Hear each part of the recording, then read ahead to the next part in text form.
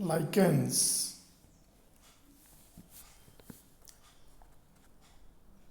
Lichen, a group of organisms of composite or dual nature because they have an algal partner and fungal partner symbiotically associated within the thallus.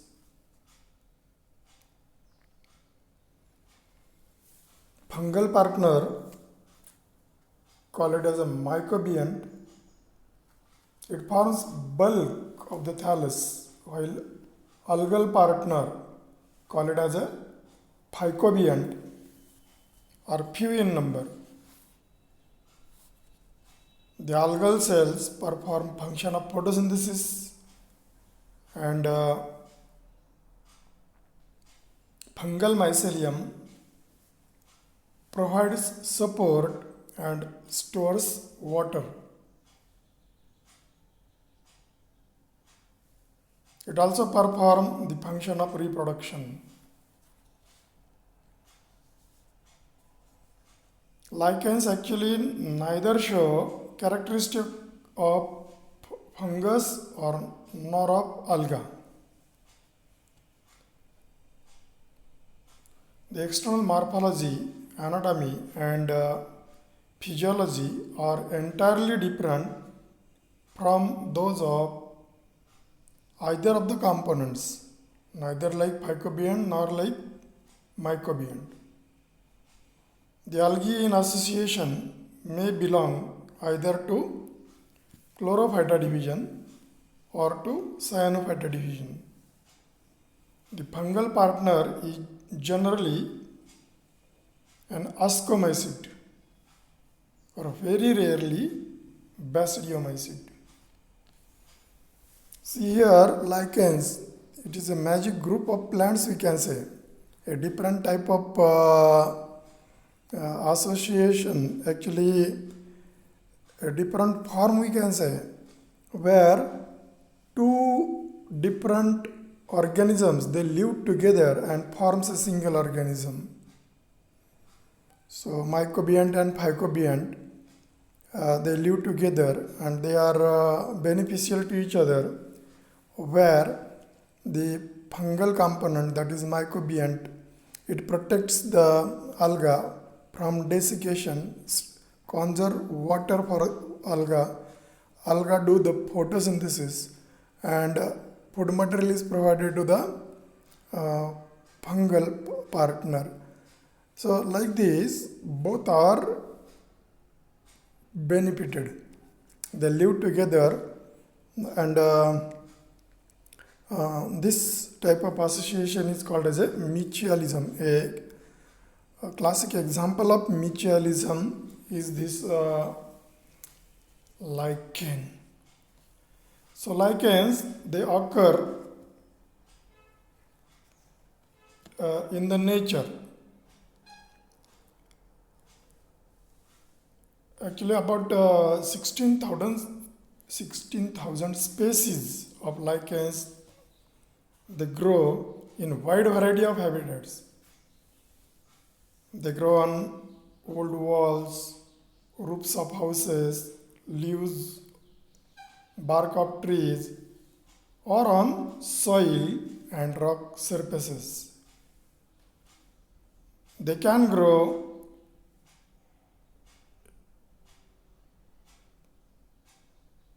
in warm as well as cold climates. They are xerophatic in nature because they can grow luxuriantly where other plants cannot survive due to unavailability of water and food. In India, many epiphytic species, which grows on other plants, many such species they are found growing on barks, leaves, especially in eastern Himalayas. Some species grow on rocks also, lichens grow in a variety of habitats, and on what substratum it grows, on that basis, lichens are of three types. Succicolous lichens.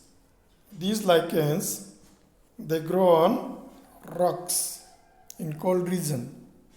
Call them as a succicoles or succicolous lichens. Then corticoles or corticolous lichens.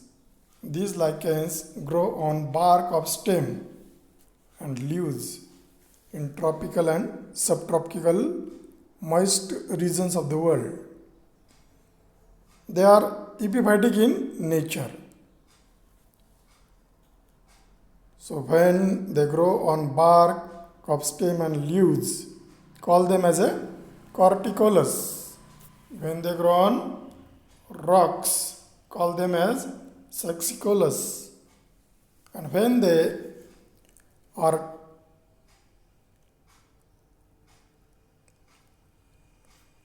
grow on surface of soil, call them as terricolous or terricoles.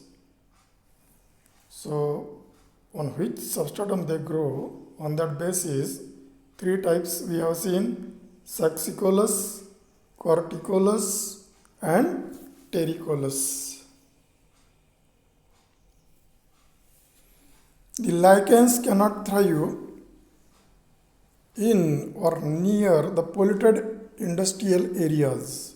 So if environment is polluted, you can't find lichens.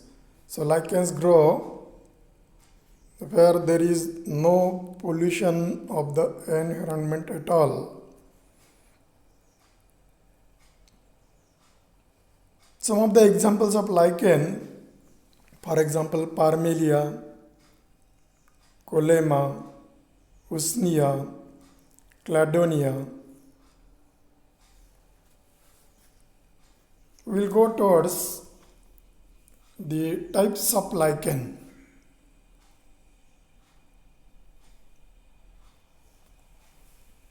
So plant body of lichen called as thallus.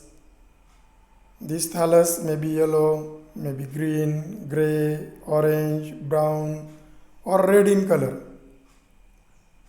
Habit of thallus is variable according to the type. The body of lichen thallus shows different forms. So on the basis of their general growth, form and nature of attachment to the substratum, lichens are classified into three types. First one, crustose lichen. So see here in this figure you can see this is a rock, and on this rock there is these structures. They show the crustose type of lichen, and these are the fruiting bodies of this crustose lichen. So take an example of graphis.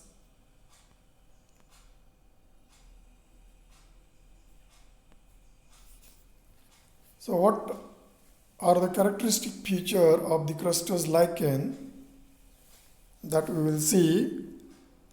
So these are encrusting lichens whose thallus is inconspicuous, irregular, flat, thin and without lobes.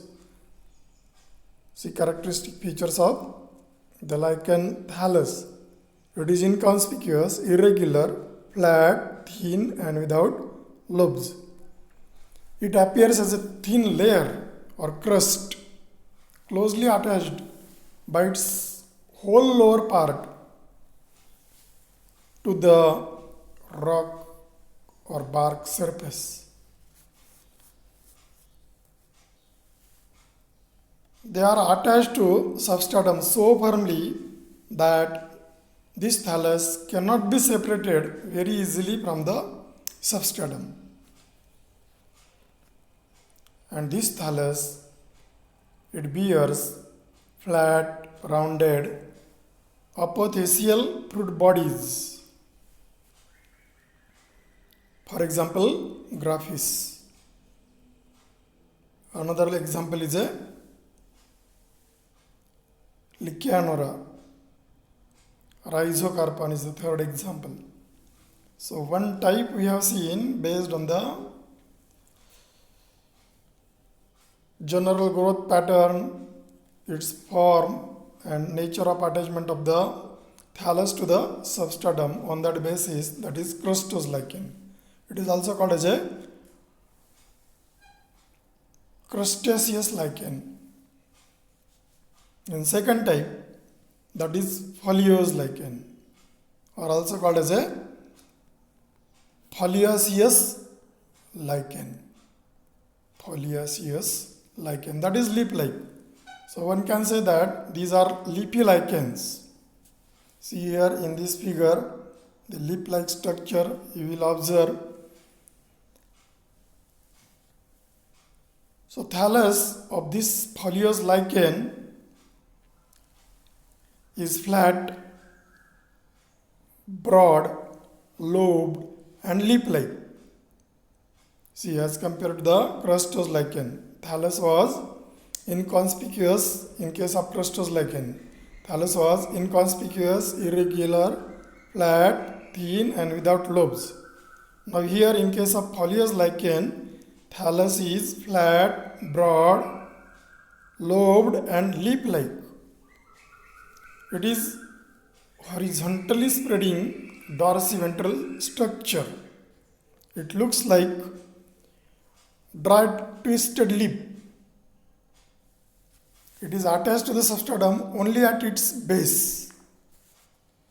The margins are curled up.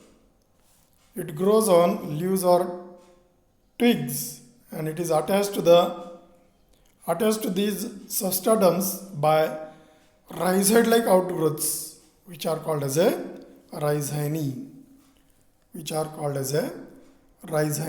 So entire thallus on its lower side or lower surface is attached to the substratum with the help of rhizine,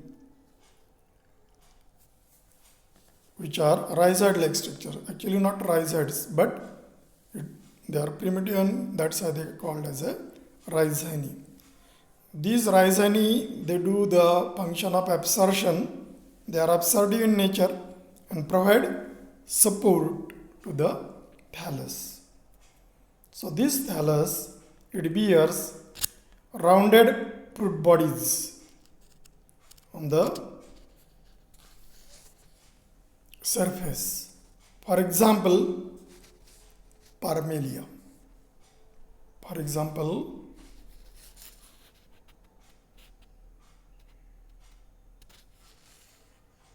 Peltigera.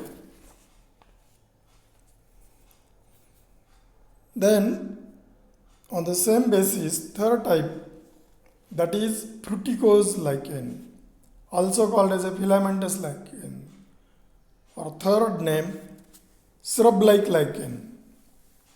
So this lichen, see here in this figure, this is the portion where this lichen is attached to the substratum, disc-like portion, and the remaining portion, it hangs in the air. An example is a usnea. Name of the lichen named as usnea. It is observed in hilly region, and where there is no pollution, in such areas one can observe usnea attached to the bark of the stem of shrubs. So fruticose lichen. Thallus is cylindrical, slender and branch structure. So try to compare the thallus of these three: crustose, foliose, and fructicose. So here in fructicose, thallus is cylindrical, slender, and branch structure.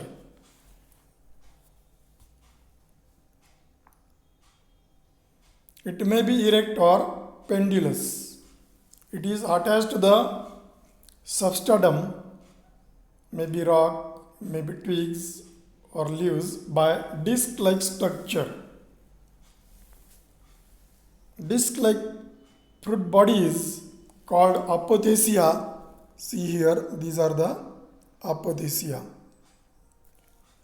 So, such fruit bodies called apothecia, they are present on the thallus, which are at the tips of the branches.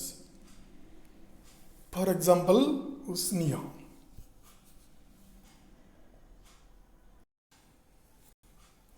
So based on the form, general growth and nature of attachment of thallus to the substratum, we have seen three types of lichen: crustose lichen, foliose lichen, and fructicose lichen.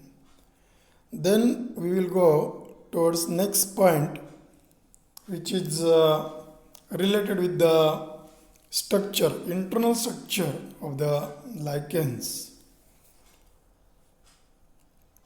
So on the basis of distribution of algal cells in the thalli of the lichen, lichens are of two types. So prior to that, just see here in the figure. Here you can see the algal zone. So this is the algal zone, where algae, see these are algal cells, this one, and the fungal mycelium you can see over here. So try to see the internal structure of the lichen thallus. If lichen thallus TS is taken, what it will show in the TS. So actually the figure is related with the fructicose lichen.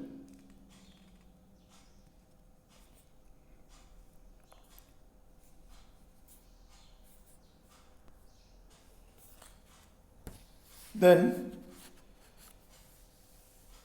on the basis of distribution of algal cells, the thalli of lichen are of two types: homoimerous and homomerous and heteromerous. So homomerous lichen, when the algal cells are scattered uniformly within the network of fungal hyphae, the thallus is called as homomerous thallus. Uniform scattering or distribution of fungal hyphae and algal cells. If this is the situation, call it as a homomerous lichen. For example, colema, Collema, colema. Or another example, leptosium. And another type, heteromerous, when the algal cells are restricted to distinct layers, usually towards the upper side of the thallus. The thallus is called heteromerous. It is differentiated into separate layers of upper cortex, algal zone, medulla, and lower cortex. Most of the thalli show this type of structure. An example is Parmelia.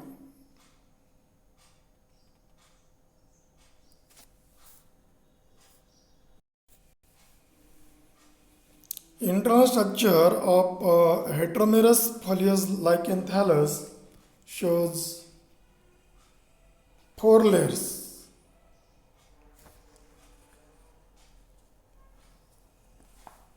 Upper cortex, see here in this figure, first upper cortex, second algal layer, third medulla, and fourth lower cortex.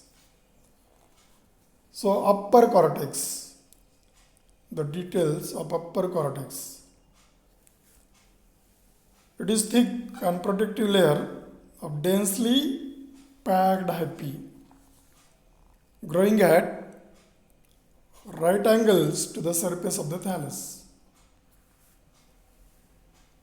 This tissue is called as a pseudoparenchyma. Upper cortex, it is made up of pseudoparenchyma. The intracellular spaces may or may not be present. If present, they are filled with gelatinous material. In some species, the hyphal network becomes loose at regular intervals. These are called breathing pores and they help in gaseous exchange, such breathing pores.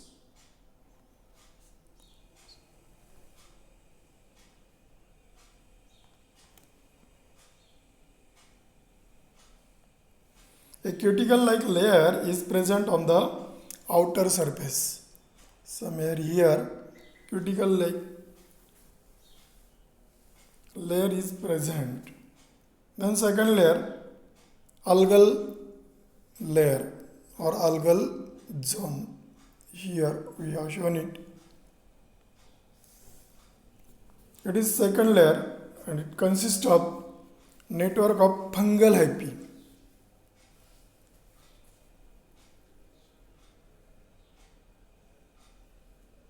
Along with algal cells. These algal cells, they are scattered in this network. In the network of fungal hyphae, algal cells, they are scattered. And they may be uniformly distributed or may be present in groups. These algal cells, they may be uniformly distributed or may be present in the groups. These algae, they belong to chlorophyta either or cyanophyta. For example, chlorella, nostoc, glyocapsa, such genus, they do their mutualistic association with the fungal partner. These algal cells, they are photosynthetic. Surrounding fungal hyphae, they send hosteria into these cells, algal cells, and absorb food from them. Algal cell multiply by cell division.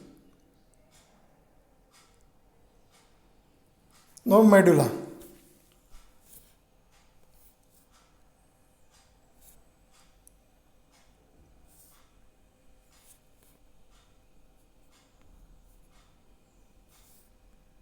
This region, medulla, is the third layer made up of loosely arranged network of fungal hyphae. The hyphae are thick-walled and run in all directions. Fourth layer is lower cortex. Is a network of mycelium similar to that of upper cortex. Here hyphae run perpendicular or parallel to the surface of the thallus. Unicellular rhizoid like structures, not actually rhizoids, called rhizini, develop from some hyphae of lower cortex and give support to the thallus. So these are rhizini. rhizine fix the thallus firmly to the substratum.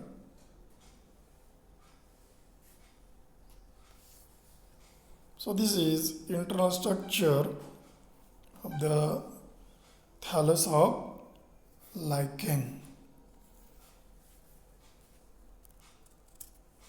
So actually we have discussed related to the nature of association. Once again we will see this is a mutualism, classic example of mutualism, where fungal and algal partner they live together as a one organism.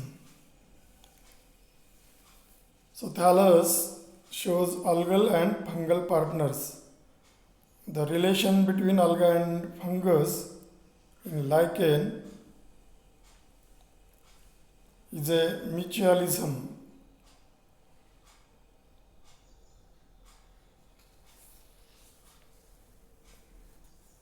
Or symbiotic.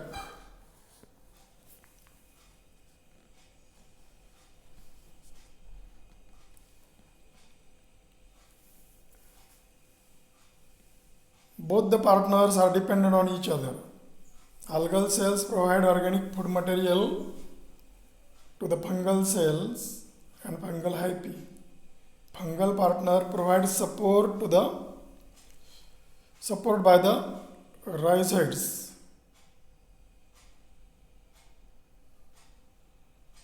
It also absorbs water from atmosphere and holds it in thallus. This is the work of the rhizine. Both the partners live in symbiotic association and derive mutual benefit from each other.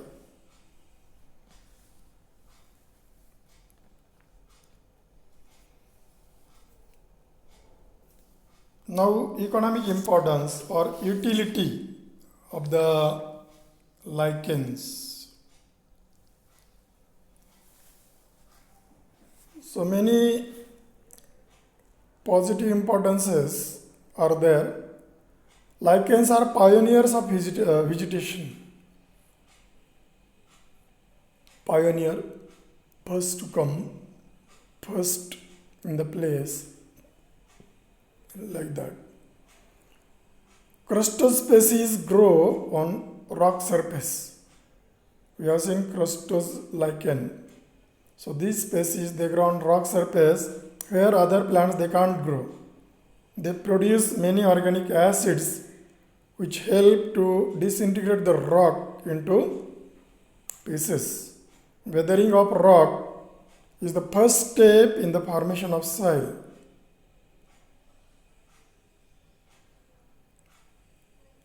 Eventually, other plants like algae, bryophytes, and ephemeral vascular plants start growing on such a substratum ladder. Slowly, the barren rock is converted into green vegetation. So, like this, crustose lichen acts as a pioneer of vegetation.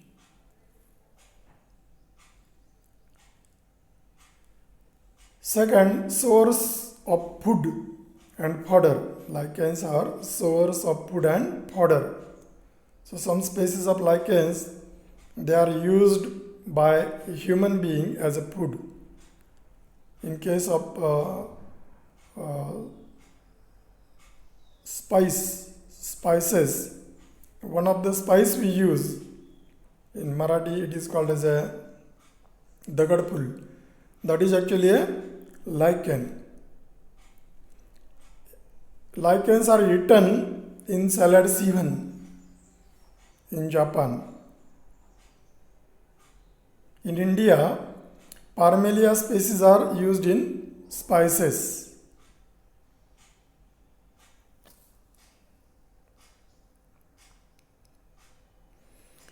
Lichens as source of medicine.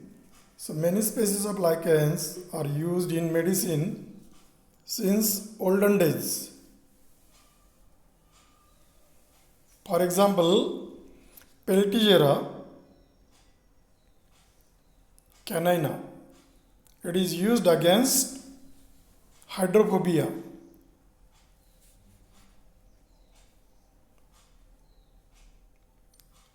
or Parmelia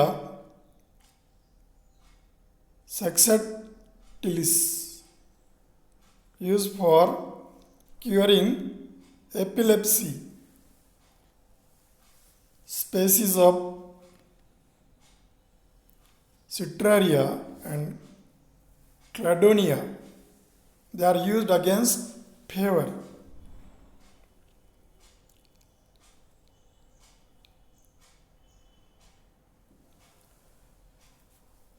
Loberia pulmonaria lichen is used in the treatment of lung diseases.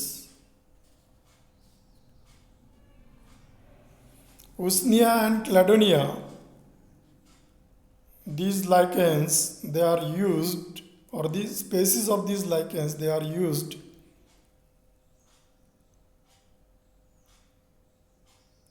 as a broad spectrum antibiotic, as there is a usnic acid present in these lichens. It has this broad spectrum antibiotic activity.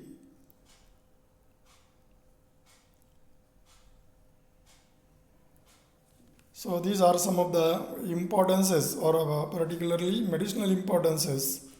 Then lichens are also used in the preparation of dyes.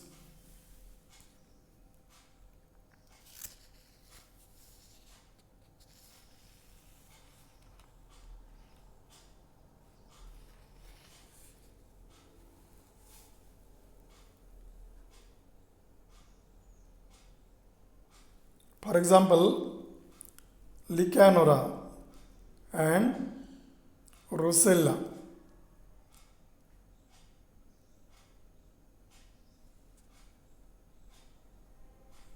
Litmus dye is obtained from Rosella, which is used as a acid-base indicator. Lichens are also used in perfumes and scents. So some lichens which contain essential oils are used in soap preparation and perfume preparations. For example, species of Evernia and Loberia. They are used in perfumes in French. Then use of lichen in tanning industry and distilleries.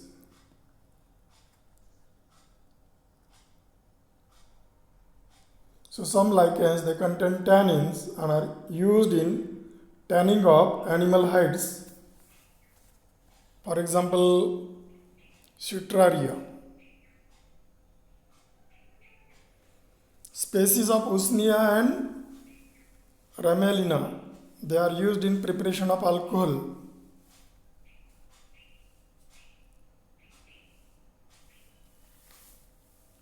Lichens are used as pollution indicators. As lichens, they cannot grow and survive in polluted areas. Whenever one can see lichens, one can say that the area is pollution free.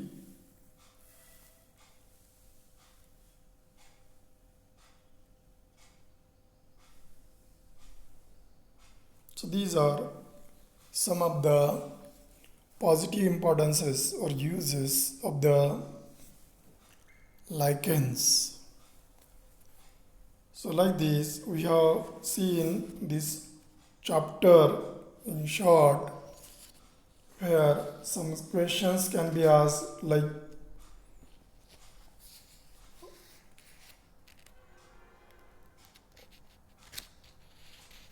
different types of lichens based on the form of thallus.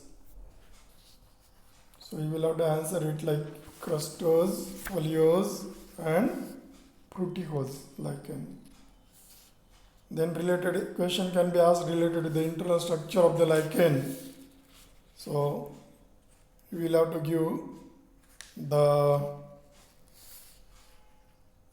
draw the figure and different four layers like upper cortex, algal layer, medulla, lower cortex. And what is homomerous lichen, what is heteromerous lichen, that can be asked, and the uses of lichen.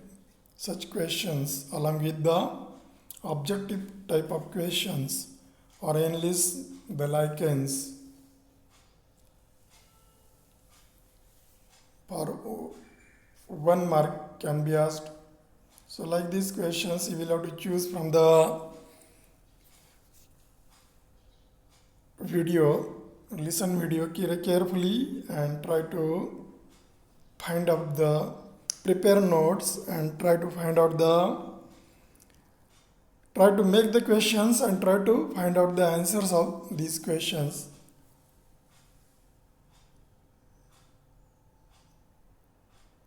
From this video. Okay.